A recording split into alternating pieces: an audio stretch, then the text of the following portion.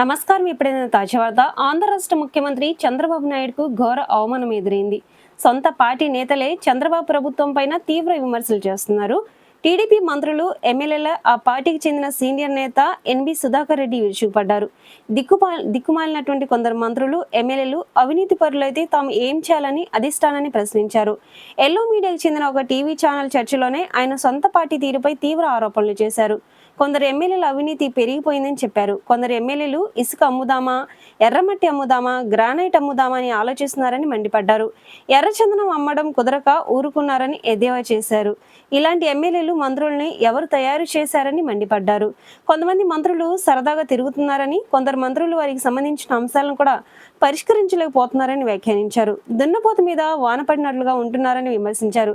ఎన్నికల్లో కోట్ల రూపాయలు ఖర్చు పెట్టామని, మళ్ళీ అదే పని చేసి గెలిపిస్తామని చెప్తున్నారని కూడా ధ్వజమెత్తారు. కానీ వాళ్ళు తమిళనాడు ఎన్నికల్లో ఏం జరిగిందో చూడాలని సూచించారు.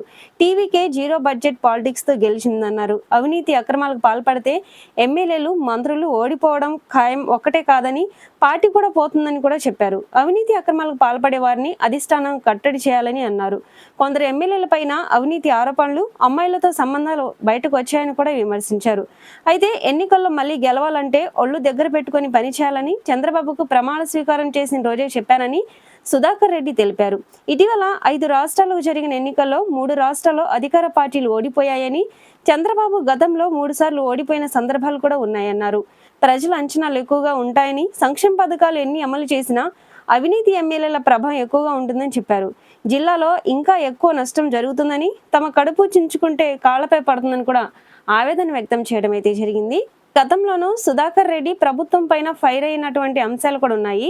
రెవెన్యూ శాఖ మంత్రి అనగాని సత్యప్రసాద్ తిరుపతి వచ్చి విలాసాలు, జల్సాలు చేస్తున్నారని సుధాకర్ రెడ్డి గతంలోనే బాంబు పేల్చారు. ఆ మంత్రి వ్యవహారాలు బయటపెట్టడంతో అప్పట్లో టీడీపీ అధిష్టానం ఆయన పైన కన్నెర చేసిందని చెప్పారు. పార్టీ క్రమశిక్షణ సంఘం నోటీసులు ఇచ్చి వివరణ కోరగా ఆయన సమాధానం ఇచ్చారు. తాజాగా మళ్ళీ ఎమ్మెల్యేలు, మంత్రుల అవినీతిపై అధికార పార్టీ అనుకూల మీడియా ఛానల్లో జరిగిన చర్చలోనే సుధాకర్ రెడ్డి మండిపడడం గమనార్హం.